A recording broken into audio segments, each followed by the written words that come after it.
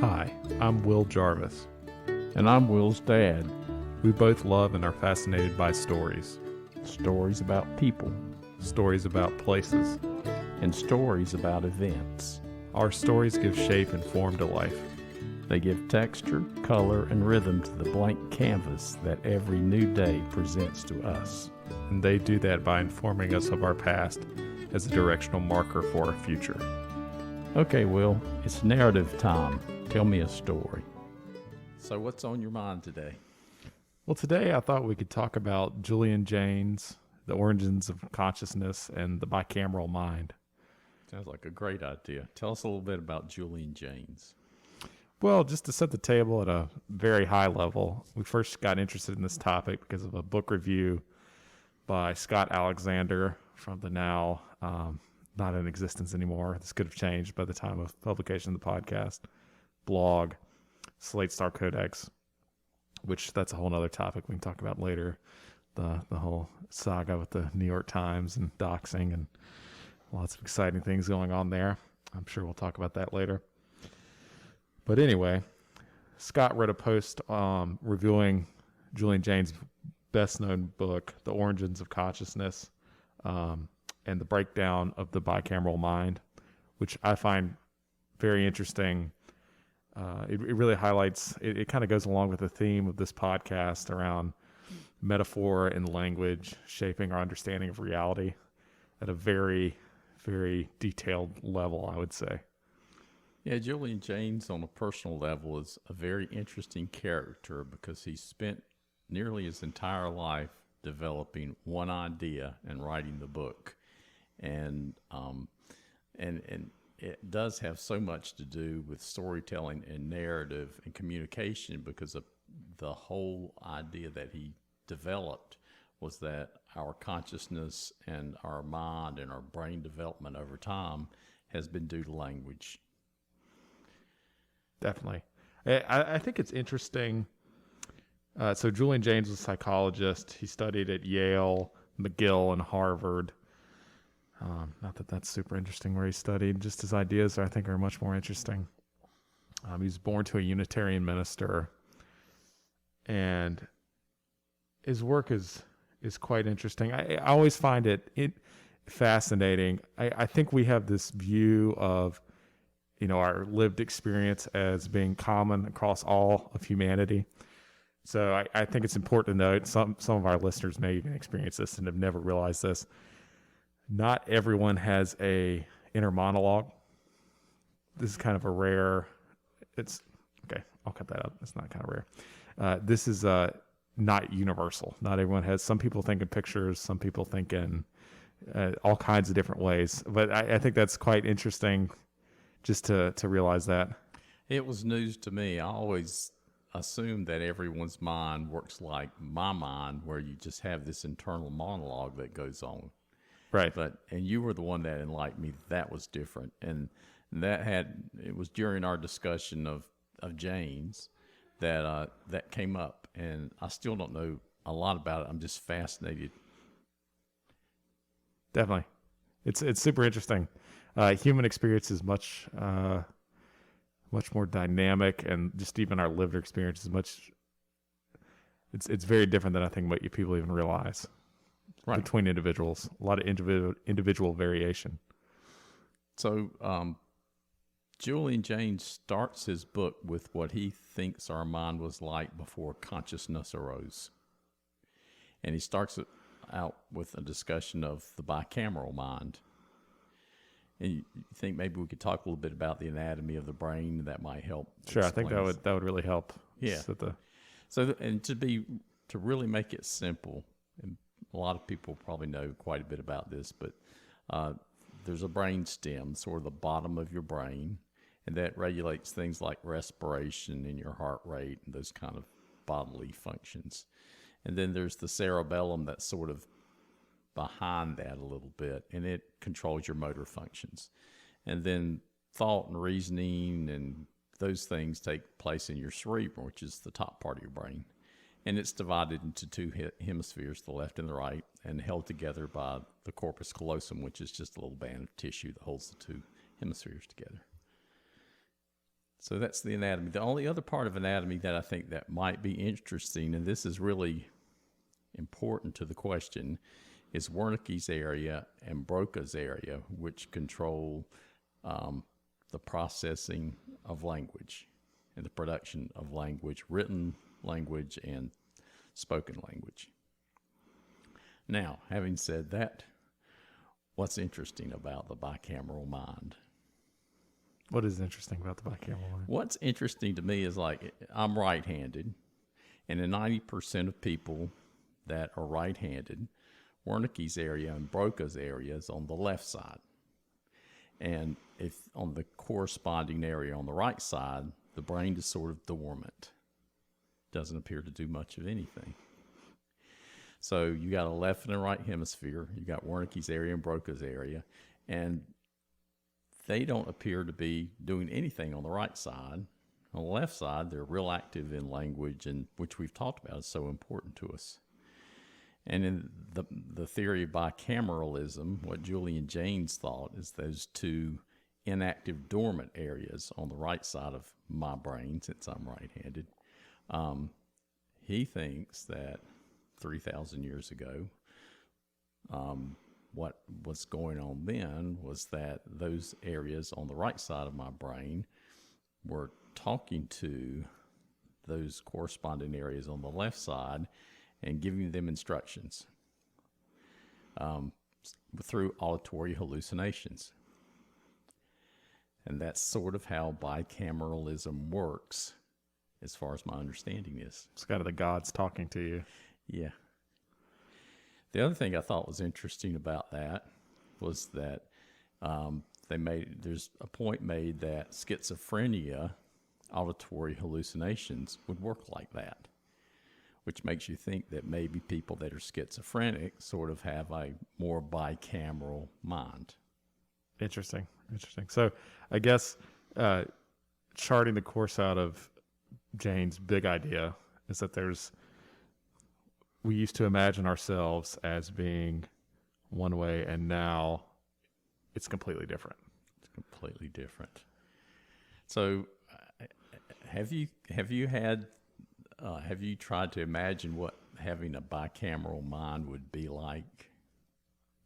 Having something that is envisioning your mind as someone else, Is someone kind of giving commands, ordering you around. Yeah. It does make me think that when people think they hear God or God is speaking to them, that might be what that is. Could actually be that. That's interesting. And then it would be very real and explain a lot of things. It did explain a lot to me when, about not only the schizophrenic part, but how in many thousands, well, not many thousands, several thousand years ago, that might have been the way that people's minds worked, and they would describe it as the gods speaking to them, and then they would just do whatever the voice told them. I imagine, since we don't really know. Right. Yeah. So what are some particular objections we could think about to this idea?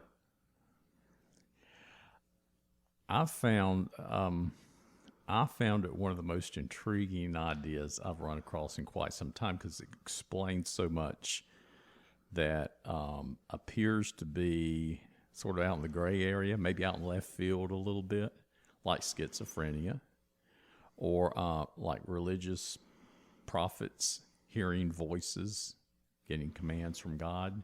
Right. And there's even things I've become aware of, and I'm not sure where I'm aware of these things from, like that God is within us, which would explain that too. It would really be us talking to ourselves. Right. So kind of when you're in a Quaker meeting and you're led to speak, maybe it's your communication from the Broca's region of your brain too. I think especially the more vivid it would seem to you, the more likely that would be. And it also makes me wonder, this entire idea seems like it's a process of evolution to me. And if that's true, then those dormant areas probably still work some, although they may not dominate our thinking anymore. They probably are still. So if you were, you could block the extraneous noise of life out enough, then you might hear those things again. So, yeah, it explains many things in life that I'd never really considered before. Interesting. What about you? What do you think about that? So I think your best particular objections against some of Jaynes' ideas would be, well, if we go, and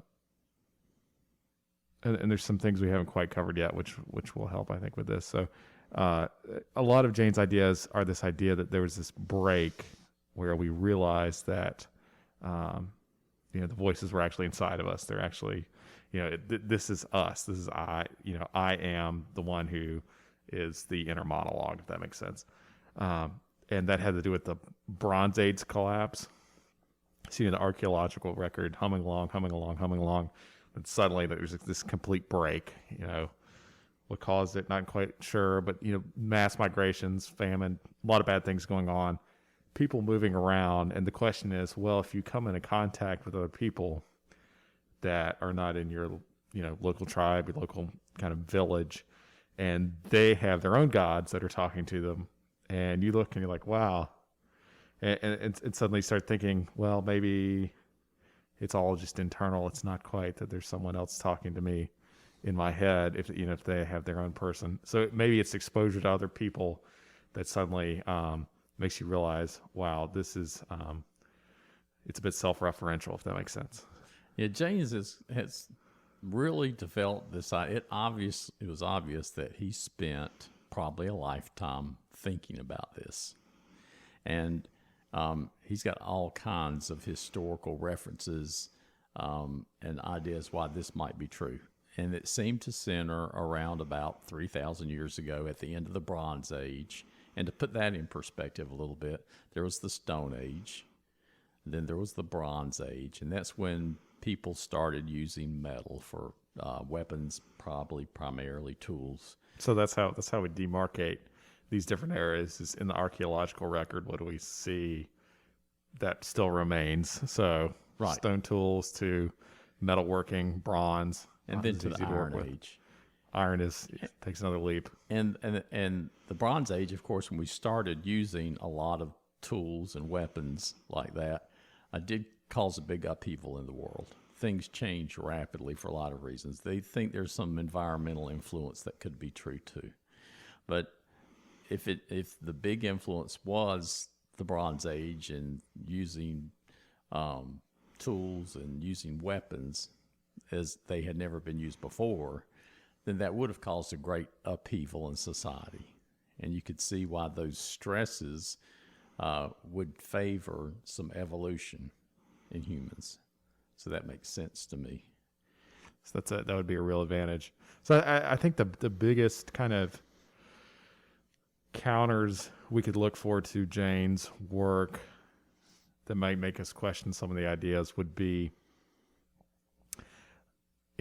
what if we went and we talked to some fairly uncontacted people, so or people that don't interact very much with the modern world, so maybe San Bushmen or someone deep in the Amazon, uncontacted people. What's the island off Indonesia? North Sentinel Islanders. People that just do not, you can't go talk to them. Not allowed. But if we could, and we could ask them what their lived experience is like, and if it doesn't line up with this, that would lead us to have questions about the idea that this is the way things actually happened. It would, and it also raises the question, over a long enough period of time, would we have developed consciousness in any event?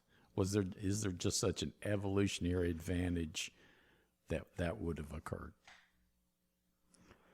I think so.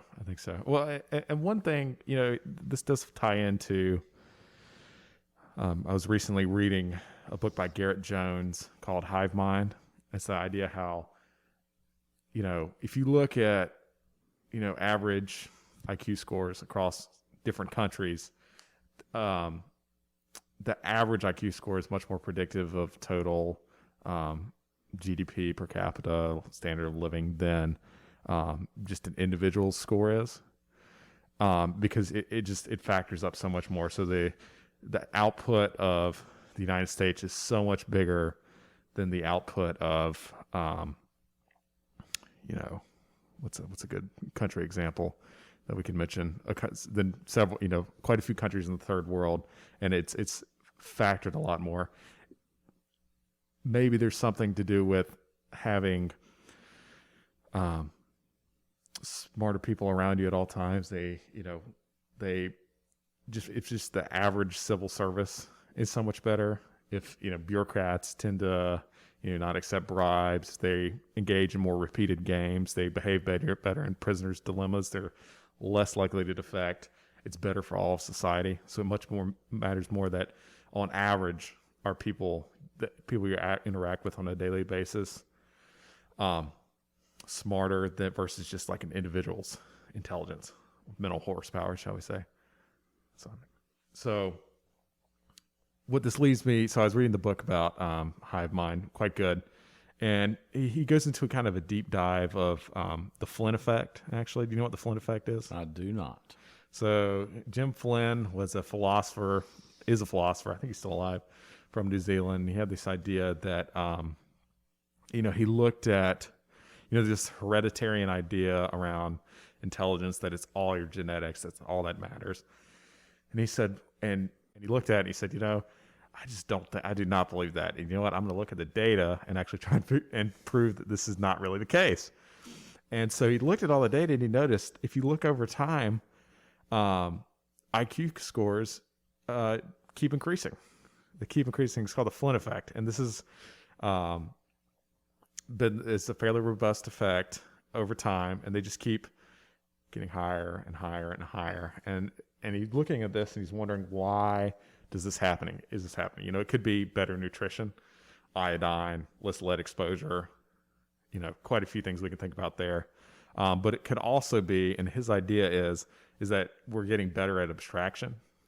So, if you dropped you and I, his example is if you dropped you and I off in New Guinea and he said, go and figure out how to live, we would probably have quite a hard time figuring out how to cultivate, local foods, how to hunt, etc. It would not be a very easy thing, but those people are very good at it.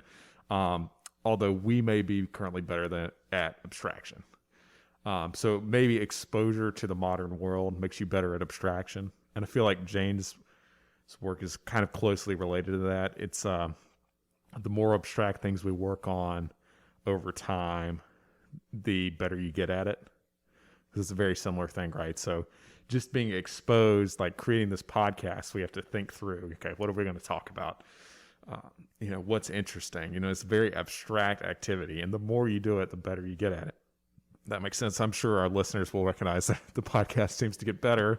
It's probably asymptotic, right? We have some kind of ceiling of maybe it's like we're not quite Joe Rogan, right? But we'll get better over time.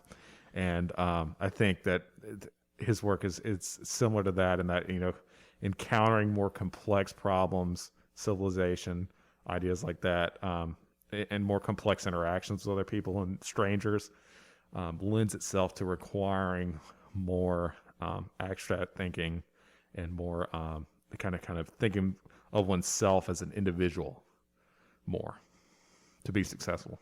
That seems to make sense. Very cool. So I think that's kind of what we got for today. Okay.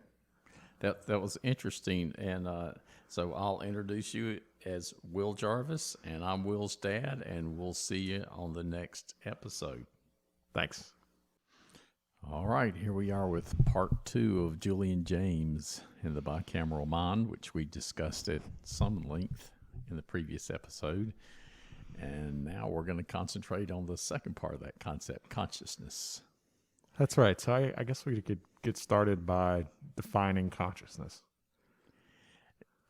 People have spent a lot of time thinking about that and what it means, but to me, it's sort of easy to boil down as sort of self-awareness.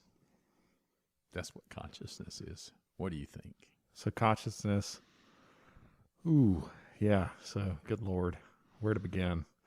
There's a lot. There's a lot. I think in this context, what we're talking about is recognizing one's thoughts as one's own. If that makes sense. Yeah. And so, if the bicameral mind was a sort of a mechanism of one side of your brain giving commands to the other side of your brain, consciousness is just in self-awareness, is you just realizing you're there, right? That's right. Like Jane says, the difference between what others see of us and our sense of our inner selves and the deep feelings that sustain it. Yeah. Now, why would that be an advantage if we were going to form more closely knit societies, if we were going to be involved with a more global world, with a world outside of our own sort of imagination or self? I think one of the biggest things, there's two trains I think are very important. I think abstraction is very important, understanding abstraction. And the second point is self-efficacy, understanding that you have the ability to make change in the world. You've got to understand that you are an independent entity first to be able to act in the world. I think that's very important. I think it's very difficult to affect the world if you do not understand who you are. That's interesting. At any level. What role does an increased ability to communicate have to do with those things? Well, I think to be able to more effectively communicate and perform complex tasks, you have to have a theory of mind of other people. So first you have to understand that you yourself are a discrete entity. That's very important. The second thing that is very important in any kind of repeated games, and games here, I mean any kind of human interactions, kind of in the game theory sense, you need to be able to imagine yourself as another person. So let's say it's like if we're playing chess. The best chess players, what do? They look at the board, they look at where they are, their current positions, then they look at their opponent, and they imagine themselves. They have to be able to visualize themselves as their opponent and what they would do. It's multi-level, but it's very, in any repeated interaction, you need to understand yourself and you need to understand the other person. That's, I think, probably exactly right. And I hadn't really considered about the role of communication and self-awareness in that regard. But if we're going to form a society, a greater society, if we're going to be able to interact with other kinds of people, you've got to be able to appreciate their perspective.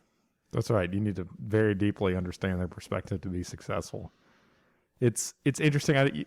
I'm not quite sure. I'll have to have a child psychologist on sometime, and we can talk about at what point theory of mind switches on, because it's not inbuilt. It doesn't happen automatically. There's some point where kids switch over from, kind of the whole world is everything in your mind to, oh wow, there's other people with discrete experiences in the world as well. Like this person has experiences just like I do. That's a really big jump. And, there's probably some people adults who have not even made that jump. I think there are adults that don't make that Quite jump. a few, probably. And it sort of makes sense. Like in the last episode, we talked about schizophrenics and how bicameralism would explain their experience. And so this sort of explains why it would be such an evolutionary advantage to be self-aware, because it would lead you to appreciate others. That's right. And that would be just fundamentally important for large groups. That's right. And even more important, in playing political games and also in conflict. Yeah. or especially probably avoiding conflict. Or in avoiding conflict. And avoiding conflict would be another evolutionary advantage. That's correct. That's correct. So the further we go down that road, the more important communication and self-awareness and appreciation of other people become. That's right. That's very interesting. It is. It's also interesting to me on another level. Like I was mentioning, there's kind of two main things I pull out of this. Abstraction is the second one. So the ability to abstract in your mind different problems and take it from not just, okay, what's right here in front of me, but actually manipulate things, change things, use your imagination, build different models of the world. That practice is very important to creating, building all kinds of different technology, not just social technology as well as actual physical technology. Is consciousness the key to being able to utilize abstract thought or for abstraction? I think it's very important. I hesitate to say it's everything because I'm sure there's edge cases I haven't thought about, but it is clearly foundational in that you need to understand yourself, how you work and have a theory of that before you can actually act upon anything successfully. I mean, just for, this is almost a banal example, but I understand my basketball skill. If I didn't understand my basketball skill, and I understand there are hard limits on my basketball skill, if I'm going to successfully affect the world by becoming an NBA player, that would be a complete waste of time. Because that would be a complete misunderstanding of my current abilities, even my ability ceilings. I mean, we've got this modern, idea that you can do anything you want, but of course, clearly there are hard limits. I don't have this crazy vertical. I don't, You're not 7 feet tall, which is not 7 feet tall, exactly. Exactly. Funny enough, I've read an interesting fact that about 20% of all men in the United States over 7 feet tall play in the NBA. I've read that before too. So essentially, if you're tall enough, you can play in the NBA. I think that's so. I guess what that means is your chances of being worth many millions of dollars rise dramatically if you're 7 feet tall. Yes, that one physical characteristic, height. Right. Yes. Although there's lots of trade-offs, right? There's lots of trades. There's lots of trade-offs. There's health problems that come along with it and all kinds of things. But that's interesting. How much the world opens when we become conscious, self-aware. It doesn't have to do with just us so much. It does have to do a lot with our success, our ability to manipulate the world, but how it affects other people as well. That's right. Yes, I think it's very important obviously on many different levels.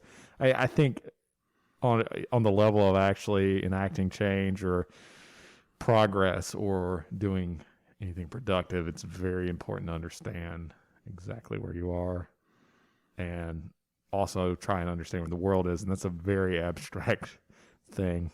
What's the meme 4D chess? It's like 4D chess, trying to figure that out. So consciousness doesn't deal with us just knowing things about us. It's about knowing where we are in the world, how we fit into the world. Right. I think it's a second order effect of consciousness. Okay. Very important effect. That's interesting. And getting back to the anatomy side a little bit of what consciousness is, there are gamma bands or gamma waves in your brain, the neural oscillations. And where those occur during consciousness essentially engages most of the brain. It lights up most of the brain when that happens. So being self-aware just leads to unbelievable brain activity. And one of the things that I read about that was that schizophrenics will have impairment of that particular band of neural oscillation, which sort of goes back to they may be much more bicameral than others. It's very interesting. It's So I guess looping us back into Jaynes' work, one of the big takeaways that I find from the work is that there's this clear break between bicameralism and understanding, yourself as this discrete entity that, is introspection. So, he tries to provide examples of this in literature. He talks about the Old Testament, and there's actually a lot of scholars say, well, if you read the Epic of Gilgamesh, there's clearly elements of introspection in that. And I don't know, I haven't read the Epic of Gilgamesh since high school, so I couldn't quite tell you. But it is interesting. I'm always skeptical of big theories like this. That but there is some kind of credence that you can give to whenever there's a cult following. Like, I love movies with a cult following, and I love this group that has this small secret. And the Jaynes acolytes, I feel like, are much like this, where they found something that they really believe is fundamental. There may be holes in it, but it's a very complex topic, and there's a lot going on. There's a lot of different angles, and there could be things that are correct about it in some instances that are not correct in others. And context matters a lot here. I think that's exactly right. And that's one of the things I got out of reading some about Jaynes is it's not, you can't say precisely, I don't think. And there seems to be a lot of controversy about, like, suddenly we went from bicameralism to consciousness. Right. And it still seems to be, even if there was a shift 3,000 years ago at the end of the Bronze Age that really favored consciousness over bicameralism, there seems to be a lot of bicameralism in the world today. So it's Right. not like we all are the same. We're all similar, and Right. our minds may work very. I've always been aware that our minds work very differently, but there could be just fundamental differences in our minds. In some ways, we think people's minds might be pathologic, and they might actually be fairly normal if we jump back Under the circumstances. right. Yeah, I think that's a really good point, is that another way you could frame it is that people that could abstract like this and introspect like this suddenly got rewarded a lot more.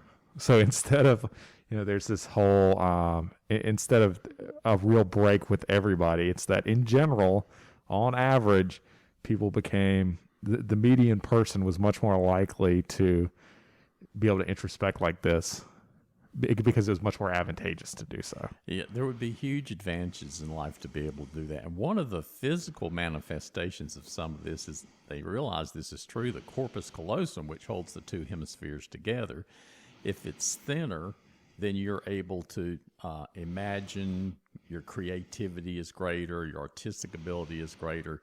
Apparently, there's more facile crosstalk between the left and right hemispheres.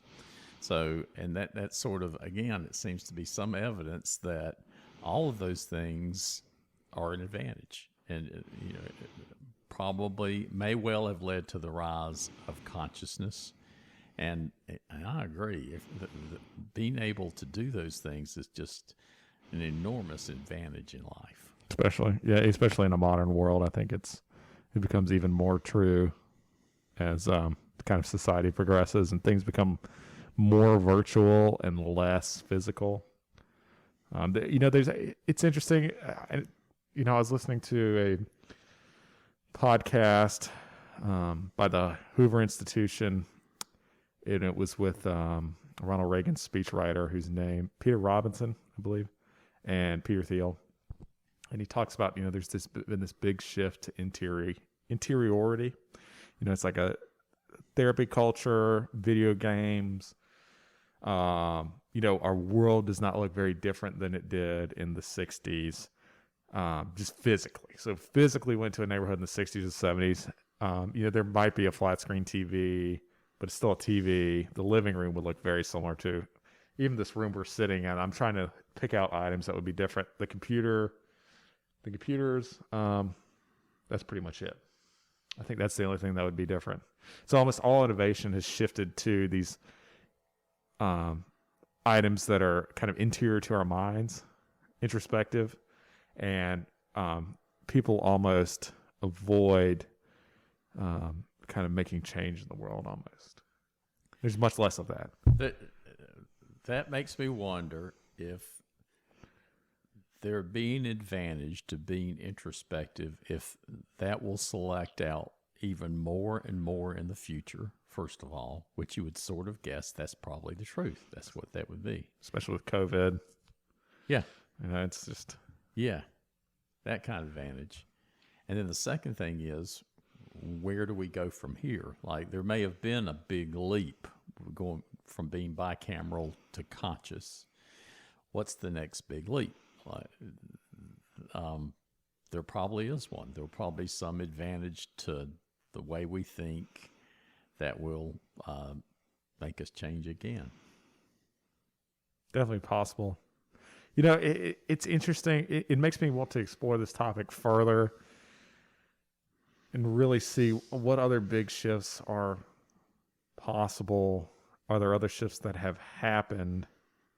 Yes or no, yes or no. These are all kind of testable things, right? That, and we talked about this in the last episode. I think this does kind of bring to mind how disparate individuals' experiences can be in just ways we don't realize.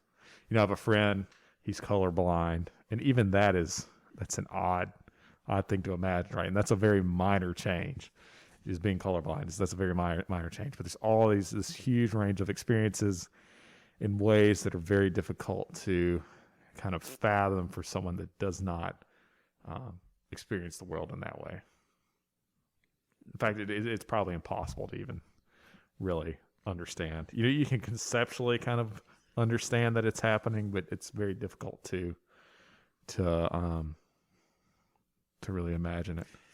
Dan Brown, it may have been his last book, the guy that did the Da Vinci Code and those things. I think his most recent book was about how man would merge with artificial intelligence. And, the artificial intelligence in itself is just, we could do episodes and episodes about that one subject.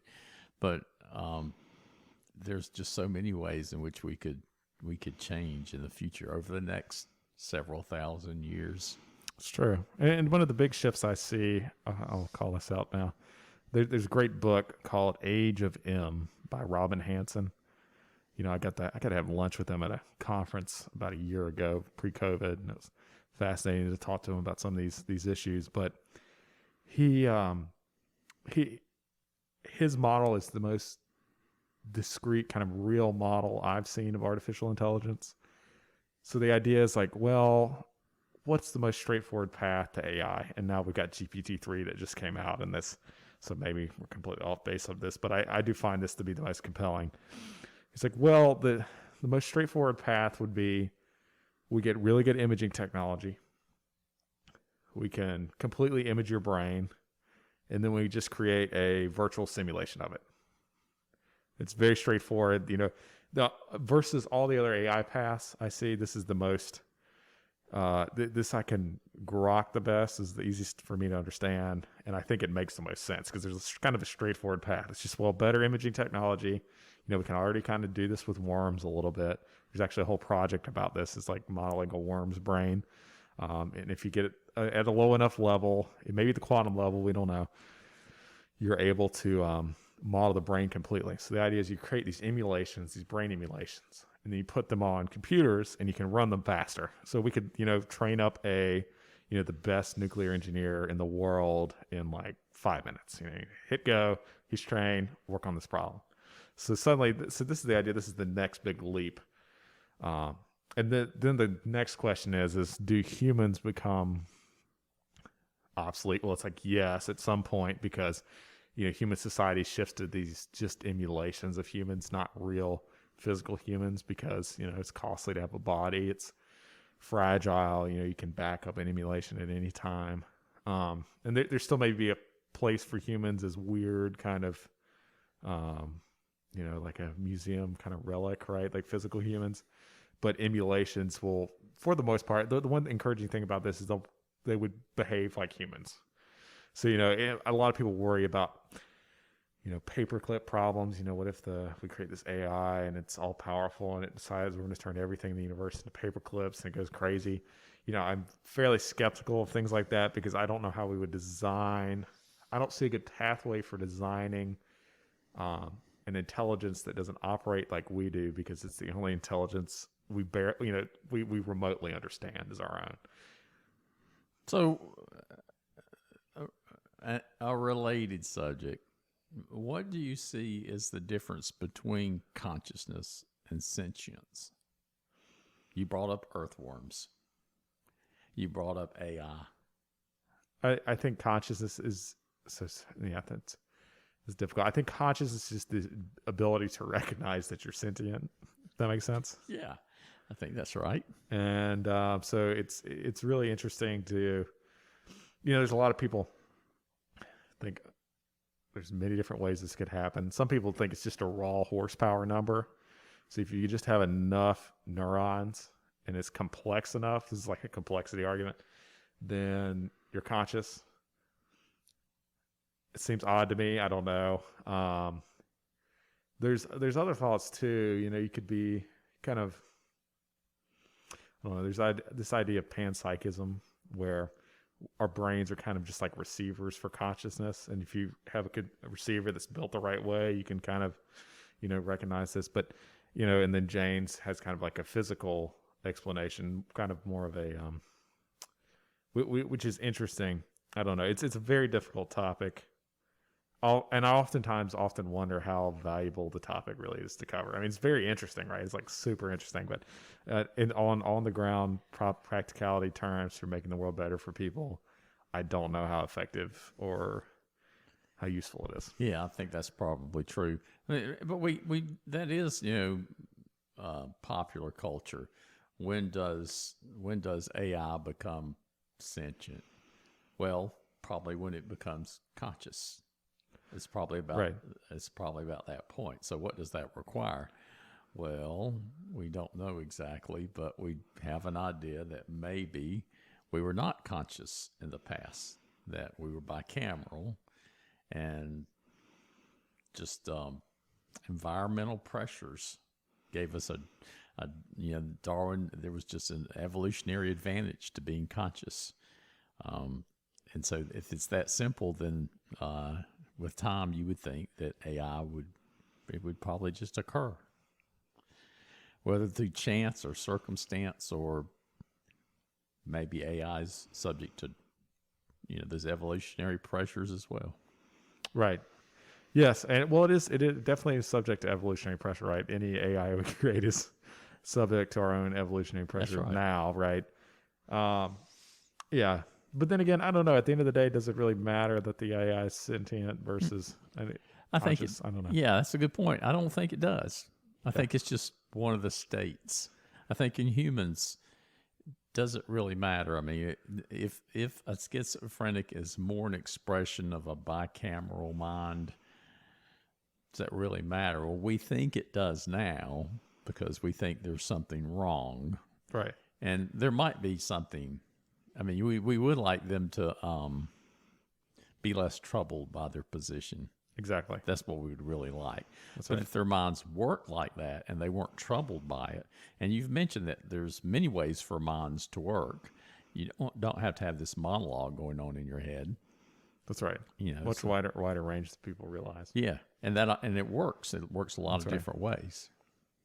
It's interesting. This reminds me of a talk I had with a very well-known child psychologist. So I had this line of questioning I love to ask all academics, and it's what kind of piece of knowledge do you understand from studying your field that most people, like the average person, would not really realize or would not think of on a regular basis?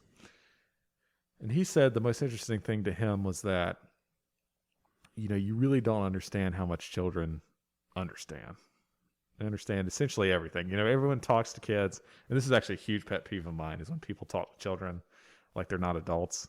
I think it's important to frame children as small adults, not and that have not been exposed to very much. versus like a completely separate class of people, because just, they're still developing like theory of mind, things of that nature, but essentially, and they may have less horsepower than most adults have, mental horsepower, but that's coming online as well. Just a very interesting fact. And I wonder if AIs are similar in that respect. That's an interesting thought. And if children don't have the horsepower that we do, their minds seem to be much more plastic and flexible. Definitely than much more ours. plastic, yes. So there's a huge less advantage with crystallized, that. more fluid. Yeah. Definitely. So, yeah, that's true. Very cool. Okay. Well, have we wrapped Julian Jaynes? I think we have wrapped Julian Jaynes. I'll include some readings that we found useful kind of in going through this, and kind of some information about the Bronze Age collapse as well from the last episode in the show notes. So you can purvey them at your liking. Okay, good. Well, another episode of Narratives. Thanks. Well, that's our show for today. I'm Will Jarvis. And I'm Will's dad. Join us next week for more narratives.